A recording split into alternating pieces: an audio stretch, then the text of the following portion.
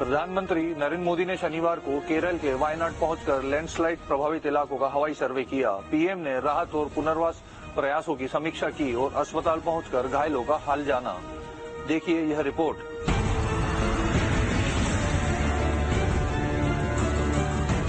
पहले हवाई दौरा, फिर जमीन पर हालातों का जायजा, आपदा पीड़ों का सुना दर्द। पीएम मोदी शनिवार को केरल के वायनाड में लैंडस्लाइड प्रभावित इलाके में पहुंचे और चूरलमाला में पैदल चलकर आपदा से हुए नुकसान का जायजा लिया। पीएम ने पीड़ितों के सिर और कंधों पर हाथ रखा और उन्हें ढांढस बंधाई। इससे पहले पीएम मोदी कन्नूर हवाई अड्डे से हेलीकॉप्टर के जरिए पहाड़ी जिले में पहुंचे। उन्होंने भारतीय वायुसेना के हेलीकॉप्टर से भूस्खलन से तबाह हुए चूरलमाला, मुंडक्कई और पंचरीमट्टम में बस्तियों का हवाई सर्वेक्षण किया। इसके बाद पीएम मोदी सड़क मार्ग से चूरलमाला पहुंचे, जहां पर आपदा के बाद सेना ने 190 फीट लंबा बेली ब्रिज बनाया था। उस पर भी पीएम मोदी पैदल चले और हादसों की जानकारी ली। इस दौरान पीएम ने भूस्खलन से प्रभावित लोगों को हर संभव सहायता का आश्वासन दिया। साथ ही कहा कि कोई भी अपने आप को अकेला ना समझे। पीएम के दौरे के दौरान केरल के राज्यपाल आरिफ मोहम्मद खान, मुख्यमंत्री पिनराई विजयन भी उनके साथ मौजूद रहे। बता दें कि केरल के वायनाड में 30 जुलाई की सुबह भूस्खलन हुआ था, जिसमें 400 से ज्यादा लोगों को अपनी जान गंवानी पड़ी और हजारों लोग बेघर हो गए थे। 30 जुलाई को हुए लैंडस्लाइड में केरल के वायनाड जिले में 400 से अधिक लोगों की जान चली गई और सैकड़ों लोग घायल हो गए। आपको बता दें, वायनाड लैंडस्लाइड को राष्ट्रीय आपदा घोषित करने और प्रभावित लोगों के लिए मुआवजा बढ़ाने की विपक्ष की मांग के बीच पीएम मोदी वायनाड पहुंचे। Sachin बहरानी, news state, Madhya Pradesh, Chhattisgarh.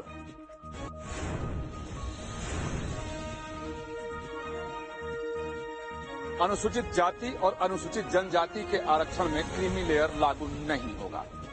शुक्रवार को संसद भवन परिसर में एससी और एसटी समाज के लगभग 100 सांसदों ने प्रधानमंत्री नरेंद्र मोदी से मुलाकात की थी, तो प्रधानमंत्री मोदी ने उन्हें आश्वासन दिया था।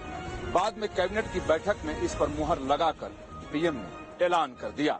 देखिए इस रिपोर्ट को। अनुसूचित जाति और जनजातियों के आरक्षण में क्रीमी लेयर लागू करने के सुप्रीम कोर्ट के फैसले को लागू नहीं करेगी। इसको लेकर केंद्र सरकार ने अंदेशा दे दिया है। पीएम नरेंद्र मोदी ने शुक्रवार को मानसून सत्र के आखिरी दिन संसद भवन में इसका आश्वासन दिया। पीएम ने उनसे मिलने आए 100 दलित सांसदों को ये आश्वासन दिया, जिसकी देर रात केंद्र ने घोषणा भी कर दी। 9 अगस्त की शाम में कैबिनेट मीटिंग हुई। इसके बाद केंद्रीय मंत्री अश्विनी वैष्णव ने प्रेस कॉन्फ्रेंस में कहा कि एनडीए सरकार बीआर अम्बेडकर के बनाए गए संविधान से बंधी है। बाबा साहेब अम्बेडकर जी के संविधान के अनुसार एससी और एसटी के रिजर्वेशन में क्रीमी लेयर का कोई प्रावधान नहीं है। कैबिनेट का सुविचारित मत है, वेल थॉट थ्रू डिसीजन है कि बाबा साहेब अम्बेडकर के संविधान के अनुसार ही एससी और एसटी का रिजर्वेशन की व्यवस्था होनी चाहिए। कांग्रेस ने आरक्षण के मुद्दे के बहाने सरकार को घेरा है। कांग्रेस अध्यक्ष मल्लिकार्जुन खड़गे ने बीजेपी पर आरोप लगाया कि बीजेपी का इरादा आरक्षण खत्म करने का है। क्रीमी लेयर के नाते इस बात पर उनको निकालना ये बहुत ही एक एससी एसटी के ऊपर एक बहुत ही बड़ी कुराड़ी उन्होंने डाली और ये इरादा कि बीजेपी का आहिस्ता आहिस्ता रिजर्वेशन खत्म करना। आपको बता दें कि 1 अगस्त को सुप्रीम कोर्ट ने एससी एसटी आरक्षण में क्रीमी लेयर लागू करने की बात कही थी। उसके बाद एससी एसटी समाज के सांसदों ने प्रधानमंत्री नरेंद्र मोदी से मुलाकात कर अपनी चिंता जाहिर की थी और मांग की थी कि संविधान के हिसाब से ही एससी एसटी आरक्षण को संरक्षण दिया जाए। वीडियो संजय के साथ विकास चंद्र, न्यूज स्टेट, मध्य प्रदेश, छत्तीसगढ़।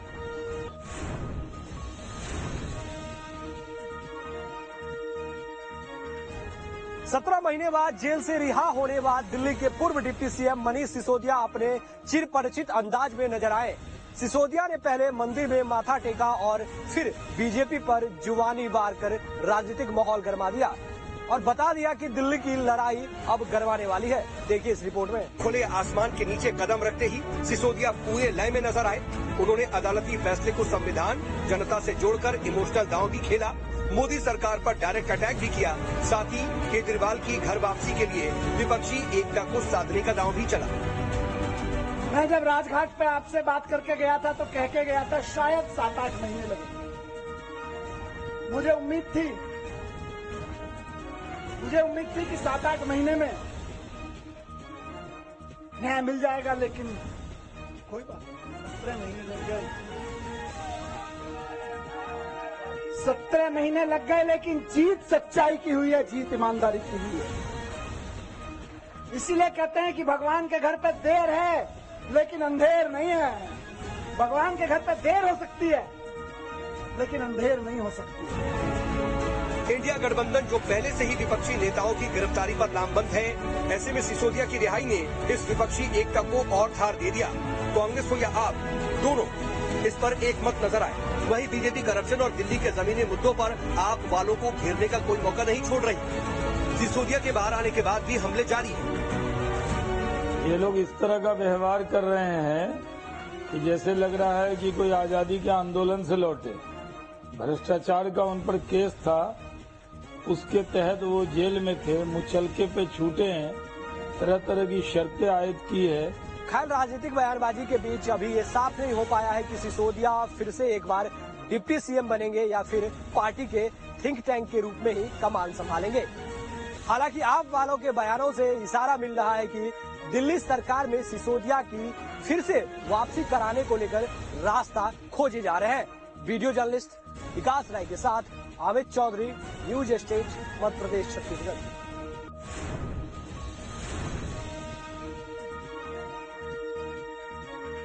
मुख्यमंत्री डॉक्टर मोहन यादव ने शनिवार को टीकमगढ़ में लाडली बहनों से राखी बंधवाई और इसी दिन प्रदेश की लाडली बहनों के खाते में लाडली बहना योजना के अंतर्गत 1250 रुपए और रक्षाबंधन के शगुन के तौर पर 250 रुपए ट्रांसफर किए। देखिए ये रिपोर्ट। रक्षाबंधन का पर्व करीब आ रहा है, ऐसे में लाडली बहनों के लिए उनके भाई और प्रदेश के मुखिया डॉक्टर मोहन यादव तोहफे की सौगात लेकर आए। इस बार लाडली बहनों को 1250 नहीं बल्कि 1500 रुपए की सौगात दी गई।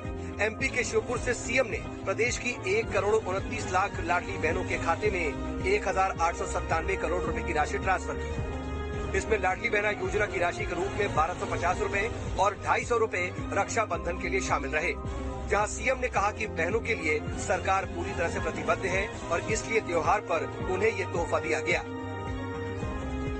इससे पहले सीएम टीकमगढ़ पहुंचे, जहां लाडली बहनों के लिए रक्षाबंधन और श्रावण उत्सव कार्यक्रम का आयोजन किया गया। इस दौरान सीएम ने लाठियां भी बांटी और बहनों ने सीएम के साथ रक्षाबंधन मनाते हुए राखी बंधवाई। साथ ही सीएम ने घोषणा करते हुए कहा कि जल्द ही टीकमगढ़ को मेडिकल कॉलेज मिलने वाला है। अब टीकमगढ़ में मेडिकल कॉलेज कभी कोई सोचता था क्या? हमने टेंडर किया, जोरदार ताली बजा, बहुत जल्दी टीकमगढ़ को मेडिकल कॉलेज मिलने वाला है। इसमें कोई दो राय नहीं कि लाडली बहना योजना एमपी में बीजेपी के लिए एक चमत्कारी योजना साबित हुई है। ऐसे में बहनों का सबसे बड़ा त्योहार आया तो इससे अच्छा अवसर नहीं हो सकता है उनको तोहफा देने का।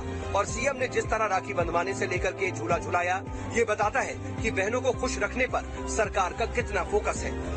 आपको बता दें कि लाडली बहना उपहार और आभार कार्यक्रम में शामिल होने के लिए सीएम टीकमगढ़ पहुंचे थे। यहाँ लाडली बहनाओं ने सीएम को 30 फीट लंबी राखी बांधी। सीएम ने कन्या पूजन किया और छोटी बच्ची को झूला भी झुलाया। वीडियो जर्नलिस्ट आशू खान के साथ संदीप भमरकर, न्यूज स्टेट, मध्य प्रदेश, छत्तीसगढ़।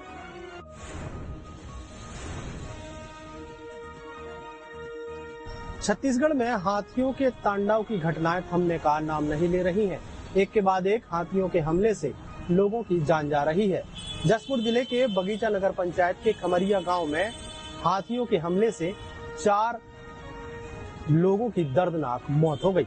देखिए एक रिपोर्ट। छत्तीसगढ़ में हाथियों का तांडव खत्म होने का नाम नहीं ले रहा है। एक के बाद एक इंसानों पर हाथियों के हमले की घटनाएं सामने आ रही हैं। ताजा मामला जशपुर का है। यहाँ बगीचा नगर पंचायत के गमरिया में हाथी के हमले में 4 लोगों की दर्दनाक मौत हो गई। सड़क किनारे एक घर में हाथी ने धावा बोलते हुए घर में सो रहे 6 लोगों पर हमला कर दिया। इस हमले में पिता, पुत्री और चाचा समेत एक पड़ोसी की भी मौत हो गई। यही नहीं, गुस्साए हाथी ने एक घर को गिरा दिया। घर ढहने से उसके मलबे में 2 बच्चे दब गए, जिन्हें कड़ी मशक्कत करने के बाद ग्रामीणों ने बाहर निकाला, जिसमें से एक बच्चे की मौत हो गई। जिस तरह हाथियों के हमले हो रहे हैं, उससे बड़ा सवाल उठ रहा है कि आखिर ये हमले क्यों हो रहे हैं।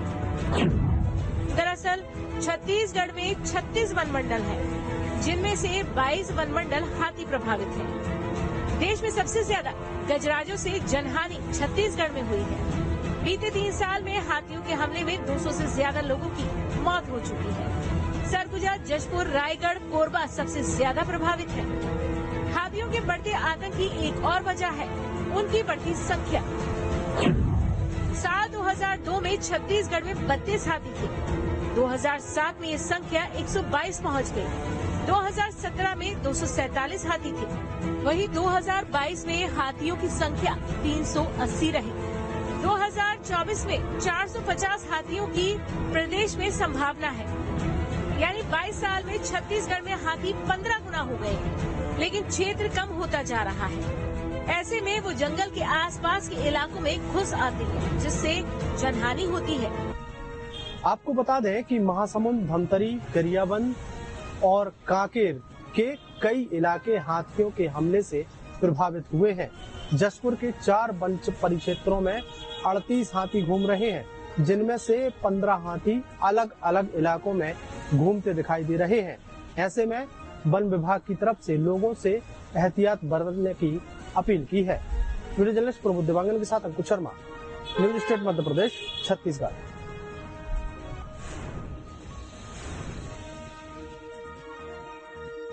मध्य प्रदेश के अशोकनगर में PIU विभाग एक बार फिर से घटिया निर्माण को लेकर चर्चा में है। जलालपुर गांव में 5 महीने पहले लाखों की लागत से बनी हाई स्कूल की बिल्डिंग जर्जर हो गई है, जहां मासूम बच्चे जान जोखिम में डालकर पढ़ने को मजबूर हैं। देखिए ये रिपोर्ट। पीरे अशोकनगर जिले के जलालपुर गांव की है। यहाँ छोटे छोटे बच्चे जान जोखिम में डालकर शिक्षा ले रहे हैं। हाई स्कूल की बिल्डिंग जर्जर हो चुकी है। दीवारों से सीमेंट झड़ रही है, छतों में दरार आ गई है, लेकिन शिक्षक खतरे के बीच पढ़ाने को मजबूर है। आने की बात यह है कि हाई स्कूल की बिल्डिंग का लोकार्पण अभी जल्द ही हुआ था। भवन निर्माण में 85 लाख रुपए की लागत आई थी, लेकिन घटिया निर्माण के चलते 5 महीने बाद ही भवन में दरारें आ गई हैं। ठेकेदार बिल्डिंग की मरम्मत कराते नजर आ रहे हैं और शिक्षक बिल्डिंग हैंडओवर होने की। हाँ, इसमें कई जगह सीलन आ रही है, जिससे और पलस्तर भी झड़ रहा है, कहीं पल्ले टूटे हुए हैं। इस प्रकार ये जर्जर हो रही है अभी से। स्कूल भवन की जर्जर हालत देखते हुए निर्माण की गुणवत्ता पर सवाल उठ रहे हैं, तो वहीं मासूम बच्चे और शिक्षक हर पल दहशत में क्लास ले रहे हैं। इस तरह अशोकनगर जिले के जलालपुर गांव में भ्रष्टाचार की भेंट चढ़ी इस बिल्डिंग को देखकर कहा जाएगा कि आखिर कब PIU विभाग की लापरवाही रुकेगी और लोकार्पण कराने की जल्दबाजी में बिना किसी गुणवत्ता के कार्य कराकर लीपापोती कराए जाने के मामले में जनप्रतिनिधि और जिम्मेदार अधिकारी क्या एक्शन लेते हैं। वीडियो पर्सन सईद के साथ महेश चांडक, न्यूज स्टेट, मध्य प्रदेश, छत्तीसगढ़।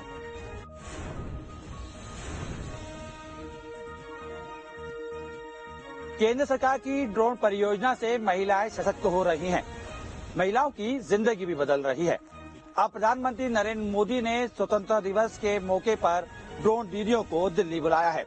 मुरैना की भी 2 ड्रोन दीदी दिल्ली जाने की तैयारी में है। देखिए रिपोर्ट। हिम्मत और लगन हो तो सफलता के रास्ते अपने आप मिल जाते हैं। मुरैना में जिन महिलाओं की पहचान कभी घर की दहलीज तक सीमित रहती थी, वो आज राष्ट्रीय स्तर पर अपना नाम रोशन कर रही हैं। अपने हुनर से आधुनिक खेती किसानी कर रही जिले की 2 ड्रोन दीदियों को दिल्ली से बुलावा आया है। 15 अगस्त को आयोजित होने वाले स्वतंत्रता दिवस समारोह में ये दोनों महिलाएं समारोह की भागीदार और गवाह बनेंगी। चंबल की ड्रोन दीदी सुनीता और खुशबू का जीवन स्तर आजीविका मिशन से जुड़ने के बाद पूरी तरह बदल गया। दोनों महिलाएं अब अपने परिवार को आर्थिक रूप से मजबूत कर रही हैं। सुनीता शर्मा ने रोजगार बढ़ाने के लिए सिलाई से सफर शुरू किया और धीरे धीरे ड्रोन चलाने की ट्रेनिंग ली और अब उनकी पहचान ड्रोन दीदी के रूप में बन गई है। डोंगरपुर लोधा गांव की खुशबू भी अपने परिवार को खुशहाल बनाने के लिए आजीविका मिशन से जुड़ गई। स्व सहायता समूह सदस्य बनने के बाद खुशबू ने ड्रोन संचालन के लिए प्रशिक्षण लिया। खुशबू अब तक 85 एकड़ से अधिक भूमि पर दवा खाद का छिड़काव कर चुकी है। इससे जहां उनकी आय में भी वृद्धि हुई है, वहीं किसानों को भी राहत मिल जाती है। ड्रोन के जरिए आय बढ़ाने वाली मुरैना जिले की दोनों ड्रोन दीदी अब दिल्ली जाने की तैयारी कर रही हैं। प्रधानमंत्री समूह संवाद के लिए आमंत्रित किए जाने पर ड्रोन दीदियां बेहद खुश हैं। ड्रोन चलाने का प्रशिक्षण ड्रोन दीदियों ने ग्वालियर के माधवराव सिंधिया कॉलेज से लिया है। करीब 85 एकड़ भूमि पर दवा और खाद का छिड़काव किया जा सकता है। अब प्रधानमंत्री नरेंद्र मोदी से संवाद को लेकर ड्रोन दीदी खुशी जाहिर कर रही हैं। Video Atul Sharma, news state, Madhya Pradesh, Chhattisgarh.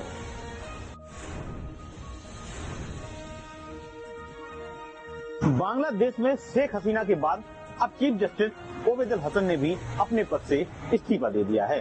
शनिवार को जारी हिंसक विरोध प्रदर्शन का रुख सुप्रीम कोर्ट की तरफ मुड़ गया है, जहां प्रदर्शनकारी छात्रों ने कोर्ट परिसर को चारों तरफ से घेर लिया है और सभी जजों से इस्तीफे की मांग की है। देखिए रिपोर्ट। भले ही बांग्लादेश में नई सरकार ने शपथ ले ली है, देश में अंतरिम सरकार बन गई हो, लेकिन बांग्लादेश के हालात सुधरने की बजाय और बिगड़ते नजर आ रहे हैं। तभी तो शेख हसीना के इस्तीफे के बाद आज सुप्रीम कोर्ट के चीफ जस्टिस ओबेदुल हसन ने भी इस्तीफा दे दिया है, क्योंकि उनके इस्तीफे की मांग को लेकर प्रदर्शनकारी छात्रों ने शनिवार सुबह सुप्रीम कोर्ट को घेर लिया था। प्रदर्शनकारी बड़ी तादाद में वहां इकट्ठा हुए थे। छात्रों ने कहा, अगर जजों ने इस्तीफा नहीं दिया तो हसीना की तरह उन्हें भी कुर्सी से खींचकर उतार देंगे। इन जजों ने अंतरिम सरकार से पूछे बिना ही शनिवार को पूरी कोर्ट की एक बैठक बुलाई। इस मीटिंग के चलते प्रदर्शनकारियों ने 1 घंटे के भीतर जजों से इस्तीफा देने की मांग की। इन सब के बीच बांग्लादेश की अंतरिम सरकार ने फैसला किया कि छात्रों के आंदोलन को दबाने के लिए 1 अगस्त से 5 अगस्त तक उनके खिलाफ जो भी केस दर्ज हुए थे उन्हें खारिज कर दिया जाएगा। वहीं बांग्लादेश की हिंसा का दौर लगातार जारी है। खासकर हिंदुओं की बस्तियों और दुकानों को दंगाई अपना निशाना बना रहे हैं, जिसके विरोध में बांग्लादेश हिंदू जागरण मंच ने बड़ा प्रदर्शन किया। राजधानी ढाका के शाहबाग में हजारों हिंदू जमा हुए और देश में अल्पसंख्यक हिंदुओं के खिलाफ हो रही हिंसा के खिलाफ आवाज उठाई। आपको बता दें कि छात्रों की ओर से विरोध प्रदर्शन चीफ जस्टिस की ओर से नई बनी अंतरिम सरकार से सलाह मशवरा किए बिना बुलाई गई पूर्ण अदालत की बैठक के बाद शुरू हुए प्रदर्शनकारियों ने आरोप लगाया है कि जज साजिश का हिस्सा है। कैमरामैन गौरव गुप्ता के साथ Radheshyam Soni, team news state, Madhya Pradesh, Chhattisgarh.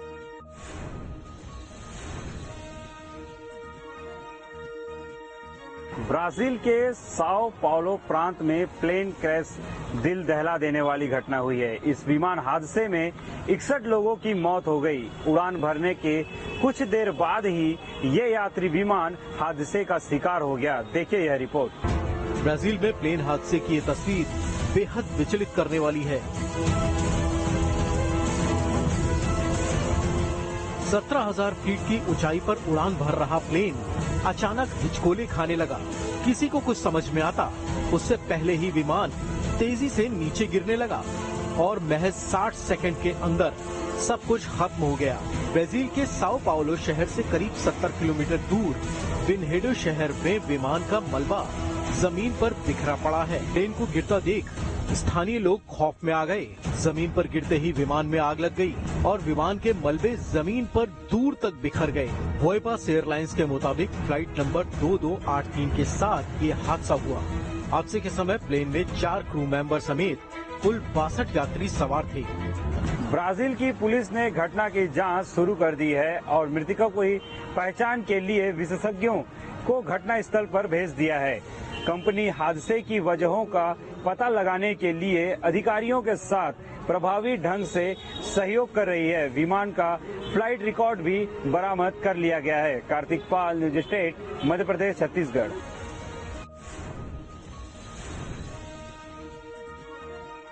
महज 8 दिन के लिए अंतरिक्ष में गई भारत की बेटी सुनीता विलियम्स को अंतरिक्ष से वापस आने में अभी भी 6 महीने का वक्त और लगेगा। सुनीता विलियम्स और उनके साथी बुश विल्मोर की वापसी अब फरवरी 2025 तक होगी। देखिए यह रिपोर्ट। इस साल पृथ्वी पर नहीं लौट पाएंगी सुनीता विलियम्स। 2025 में सुनीता विलियम्स अंतरिक्ष से वापसी।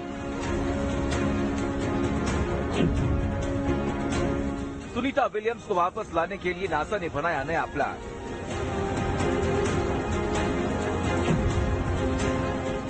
आठ महीनों में सुनीता विलियम्स की सेहत पर क्या पड़ेगा असर?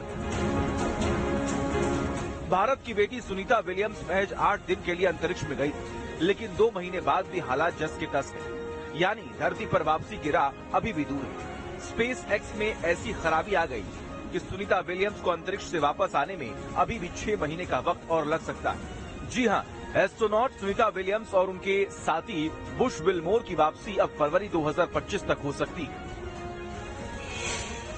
सुनीता विलियम्स 5 जून 2024 को स्टारलाइनर स्पेसक्राफ्ट से स्पेस मिशन पर गई थी। यह अमेरिकी एयरक्राफ्ट कंपनी बोइंग और नासा का संयुक्त क्रू फ्लाइट टेस्ट मिशन है।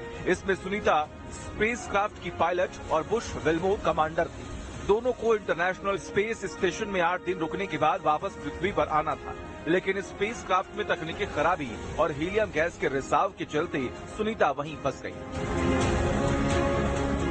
सुनीता विलियम्स को स्पेस स्टेशन पर 8 दिन में रिसर्च के साथ साथ कई एक्सपेरिमेंट भी करने थे, लेकिन 5 जून को सुनीता को पहली चुनौती तब पेश आई जब स्पेसक्राफ्ट लॉन्च करने की कोशिश में इसके कंप्यूटर में खराबी आ गई। काफी मशक्कत के बाद इसे लॉन्च किया गया। बहरहाल अगले साल तक ही सुनीता की धरती पर वापसी संभव है, लेकिन इस दौरान कई चुनौतियां और खतरे भी सुनीता के सामने हैं। लेकिन सभी को उम्मीद है कि हमेशा की तरह इन खतरों से भी सुनीता जरूर निपटेगी। वीडियो जर्नलिस्ट शादाब के साथ शाहिद चौधरी, न्यूज स्टेट, मध्य प्रदेश, छत्तीसगढ़।